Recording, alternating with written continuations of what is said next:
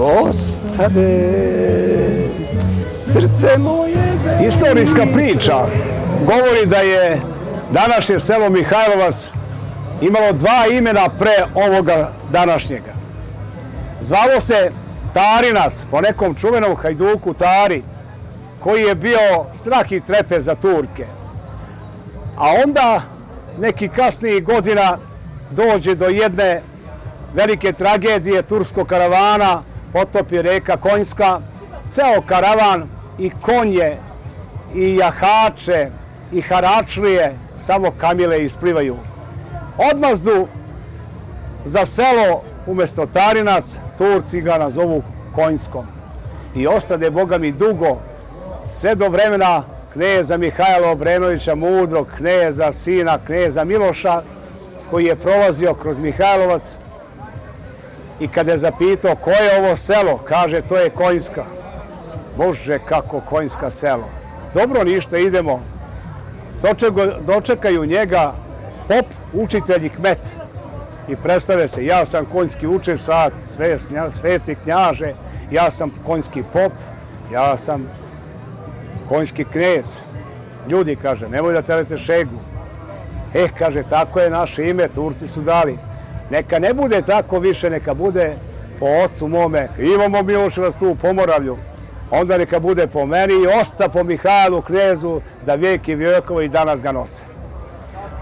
Selo se razvijalo u svim periodima života, imalo je svoj razvoj poljoprivredni, imao je razvoj industrije, tadašnje milinarstva.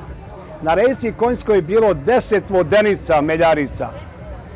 To je bio jedan život novih sela, ali velika istorijska činjenica da su veliki junaci u selu potekli.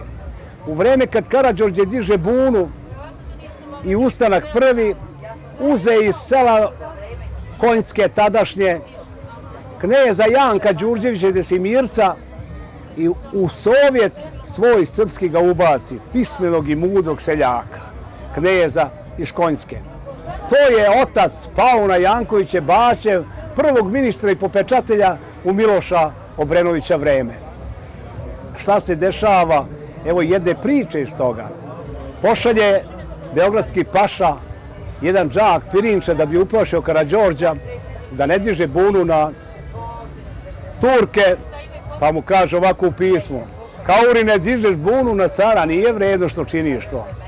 Evo ti, znaš da imaš goljake i sve mršave one i nikakve. Gde će oni da se bore protiv mojih silih turskih džavata? Nego evo ti jedan džak ljute paprike, mesečarke. Pardon, to mu Karađorđe posta, a ovaj njemu dade džak Pirinča. Pa kaže, slušaj, pre nego što pojede tvoj Pirinač, pogledaj koliko nas ima, mnogo. Vidi na koju silu udaraš. Karađorđe, kako ga Bog dao, pogleda onaj džak, pa kaže, deder Janko Đurđević, deder ti, kaže, napiši Turče ovako, ja ti pomoći nisam tražio, nego gledam, ako je ovo tvoja sila u džaku, ima vas mnogo, brate, nego ste mnogo sitni. Ovi moji dželati, ovakve kao što ti imaš, po punu šaku odjednom progutaju. I da znaš, evo ti pomoć od mene, evo ti džak ljute paprike mesečarke. Probaj jednu, svaka je takva, vidi koja ti sila dolazi, pa vidi od koje će sile da se braniš. Eto, to je prošlo tako u vreme Karađorđevo, u Sovjetu koji je ovdje u gradu Smederevu ostao. Tada je bio po drugi put grad Smederevo, prestolni grad Srbije, prvi put pod vreme despota Đurđa Brankovića, a posle u vreme Karađorđa. Selo se razvijalo i dostiglo je svoj jedan cilj, imalo negde oko 5000 stanovnika i 1200 domova na 3100 hektara obradive površine. S obzirom da demografska slika svuda u svetu, pa pogotovo u Srbiji, kod nas, opada, danas Mihajlovac ima 3000 stanovnika i 1000 domova. Ali ima veliku, da kažem, privredu i u 4 klanice, jedna pekara velika, 2 zadruge, mlin, imaju mnogo restorana, mnogo prodavnica, radi 350 zaposlenih ljudi.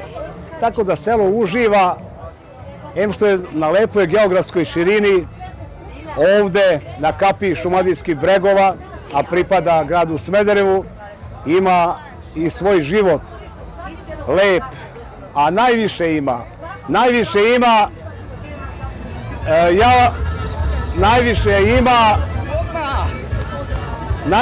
ima tradicije, opstanka, života u selu.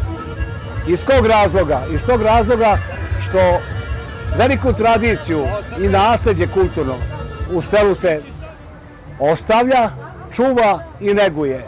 Ima kulturno-umetničko društvo Dom kulture koje traje od 905. godine sa malim prekidima u vreme rata.